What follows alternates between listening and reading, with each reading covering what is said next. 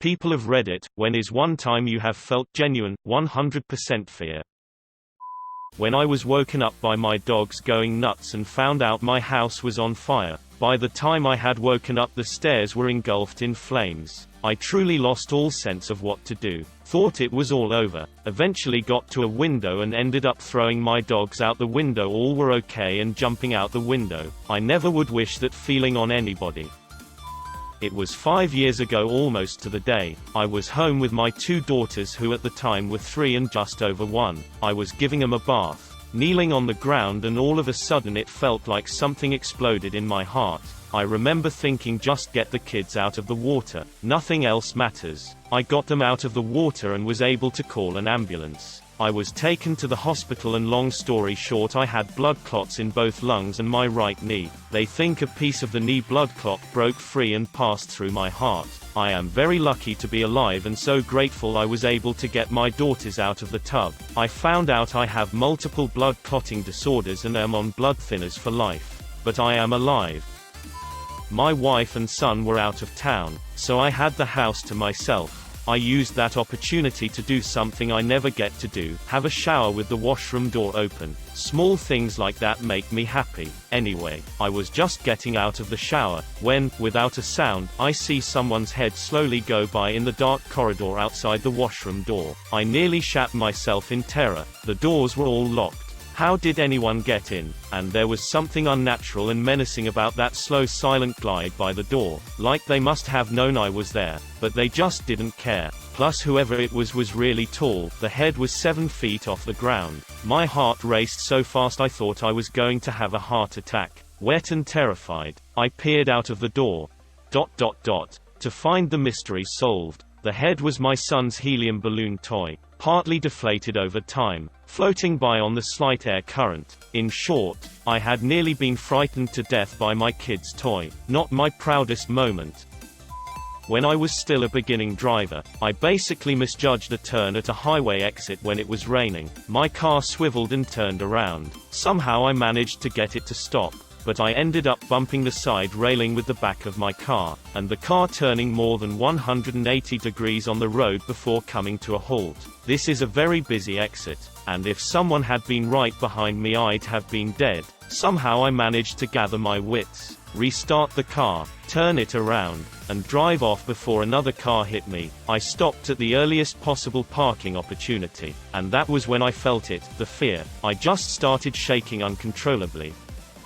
Running out of gas in my boat with my girlfriend in open water during a storm. Ended up on a shoal trying to hold the boat while a friend brought us more fuel. Honestly thought the waves would wash us away and drown.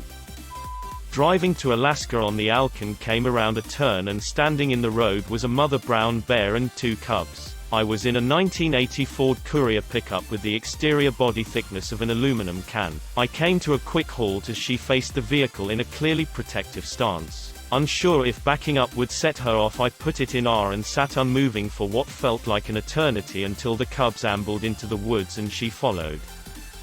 I once woke up with my diaphragm cramped up and basically almost completely unable to breathe and with an unreasonable pain in my chest. I was cold as hell and sweating profusely. I could not stand up and every position hurt terribly. Lying on the side like a fetus hurt the least. I was sure I was going to die. After a few minutes of panic though, I was sort of okay with it. The situation resolved itself in about 40 minutes. But they were not pleasant. 20 years later I still remember the sensation. A few years back I was in a toxic relationship with an individual suffering from several mental illness. He refused to take medications. I had not a clue how bad it had gotten until he was driving us back to our apartment. He started rambling about how God chose him to save my soul and I was a fallen angel. He would send me back to heaven. He floored the gas on a short dead-end road and almost drove into a cement wall. I remember briefly wondering if I should put the car at 50 miles per hour, or stay in and pray the airbag saved me. He slammed the brake last minute as I was about to open the door and jump. Absolute fear. I ended up hospitalized a few days later due to other shitty relationship-related events and never saw him again. Hands down, one of the more terrifying moments of my life, but not the only one I experienced by being with him. I got dengue twice, which is a painful virus in Southeast Asia. There are only 4 strands of dengue, and if you survive one, you are immune to that one for life. I survived the first one and was in my bed for 2 weeks. I felt paralyzed, I couldn't do anything. Using any technology gave me a headache. I recovered completely fine, and then a few months go by and I caught dengue twice. If you don't know, catching it multiple times is a lot more dangerous. I had internal bleeding and my life was a misery. I was genuinely fearing. I obviously recovered. Really well actually. Better than most people. This time it took a month to recover. I ended up having vein issues in my left kidney and testicle, but I had to get surgery to cut those veins and basically force my body to use other passages. If you catch it, get medical help and you will have a pretty good chance at recovery. However, the fever spikes you get from it are something different. If you are an active person, it will take ages to get back into sports. The morning of my mom's wedding, everyone relaxing, eating breakfast, clothes everywhere, cousins running around, all of the adults are on their porch chilling. I hear my daughter screaming. I run in the dining room. There were clothes draped over the back of a dining room chair. The clothes had a metal coat hanger on them. She had gotten the hook of the metal hanger under her eyelid. I grabbed the back of her head and slowly pulled the hook out. Put a little ice on her eye for a bit. Luckily, it hadn't hit her eyeball at all. This was a combination of fear and shock. But 2 years ago, my now wife's landlord, roommate, committed suicide. The day before he did, he texted me asking if I could come by after work to feed his cats. He said he would be leaving and wouldn't be back in time to feed them. It was a brutal 13-hour day. I came home first, grabbed my wife then girlfriend who was at my apartment to come with me so we could feed his cats and then go grab a late dinner. When we arrived, we opened the front door, which led directly to the stairs, townhome type setup. Garage first floor, main living area on the second. On the stairs there was an envelope addressed to me, and the note inside was pretty much face value. My wife and I were joking and in high spirits on the way over there, and she really needed to pee, so she was a few steps in front of me. As I was reading the note, which seemed like a fantasy, this is where my reality turned into a haze. The second sentence was, "There's no mess, but I have killed myself and I'm upstairs in my bedroom with the door closed." As soon as I read this, I very sternly told my wife, "Get down here right now and wait outside."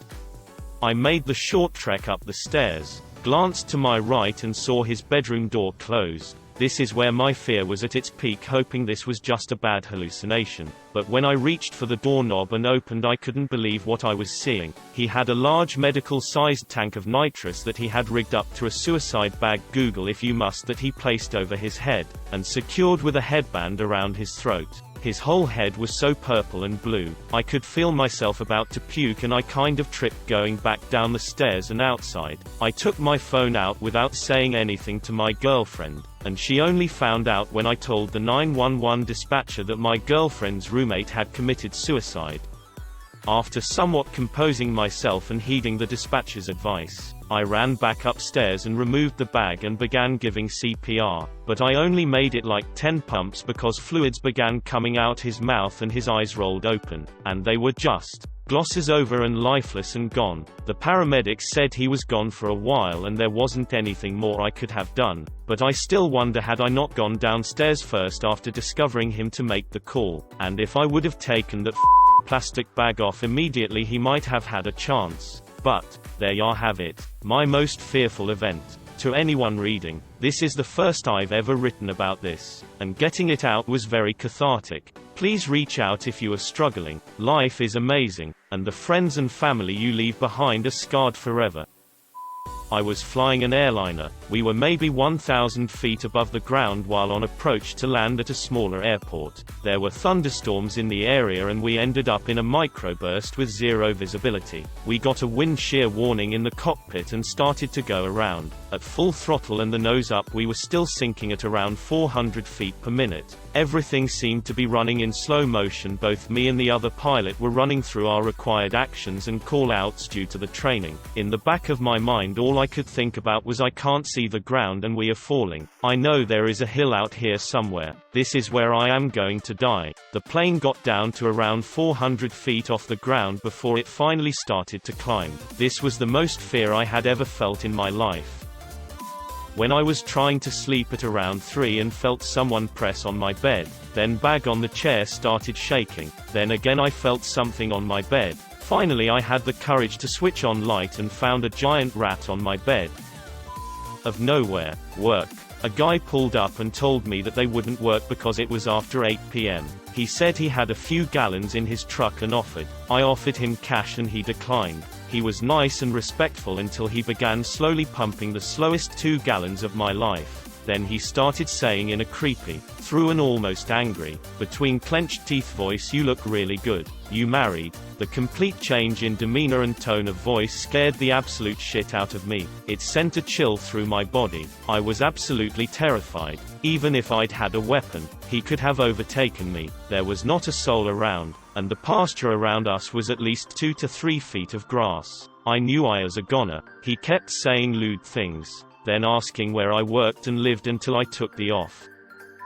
I was riding my bike home from work along a pretty busy main road. I live in the city. I got to a downhill and started to pick up pace when I noticed a brown snake, which are very deadly, lying across the bike just lane ahead of me. There was a car in the lane next to me and it was too late to stop, but I somehow managed to dodge the snake and kept riding. About 50 meters later, just as I thought I was safe, I heard a very loud hissing and felt something rush past my leg and thought the snake had somehow caught up and bitten me. It turns out my back tire burst, but in the moment I was absolutely terrified.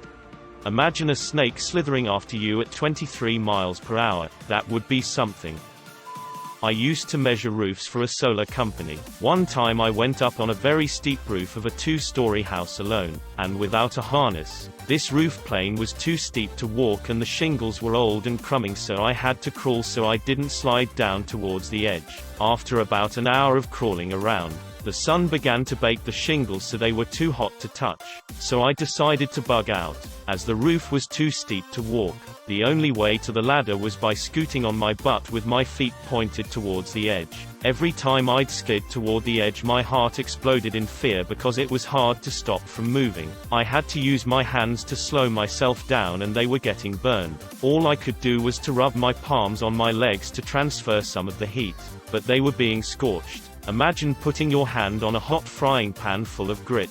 I was completely alone, in a faraway town, with no one to call. It took forever to get to the ladder, and by the time I did I was shaking and drenched in sweat. When I finally got back to the ground, some people came out from a nearby house and said they saw me and were ready to call 911. I had burn blisters on both palms and I never went on a roof like that again without a helper or PPE. I guess you found hot shingles in your area then. I'm from the Dominican Republic. There are a lot of dogs in the streets, and they usually hang in these colmados mini market that are in pretty much every neighborhood. My parents would send me to buy stuff almost every weekend, and the dogs would chase me a lot of the time since the colmados sell over the counter. I would have to buy whatever it was and try to not let the dogs see me, and if they saw me I had to run uphill while being chased by 5 dogs. That was not fun.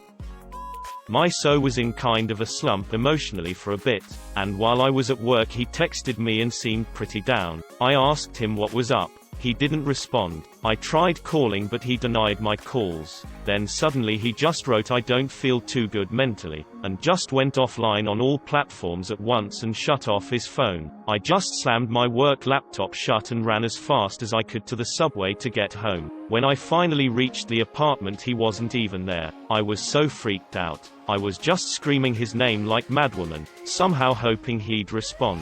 Everything turned out just fine in the end and he apologized for scaring me. But oh man, I was so sure I was gonna be the one to find his body that day.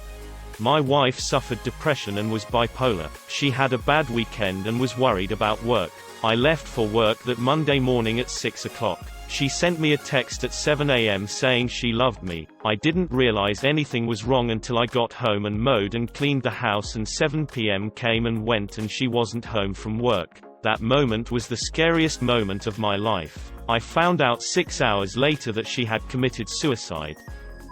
The time I got into bed with my girlfriend and immediately started coughing up blood, ran into the bathroom and held onto the sink for dear life. Every breath I tried to take I just ended up wheezing more blood out of my lungs. By the time the ambulance got there I had pretty much come to terms that this was how I died. Then it slowed down and finally stopped by the time I got to the ER. Long story short, it turned out to be Hodgkin's lymphoma. Had chemo for 6 months and am cured now with minimal repercussions. Scariest time of my life. When my mom and then 5-year-old brother got in an ATV accident. They were driving slow through the woods and a large, dead tree fell alongside the trail, knocking down a smaller tree, which hit them both in the head. Freak accident. My other brother and I were outside filling the pool and we heard my mom yelling something. I didn't know what it was but my stomach dropped. We both ran to the head of the trail across the yard, and she was carrying my little brother, both covered in blood. She ran half of that mile-long trail carrying him. They were both in the hospital for a week. Mom got some stitches in her face, and my brother's skull was shattered, requiring surgery and a metal plate put in. He's graduating high school next year and doing well.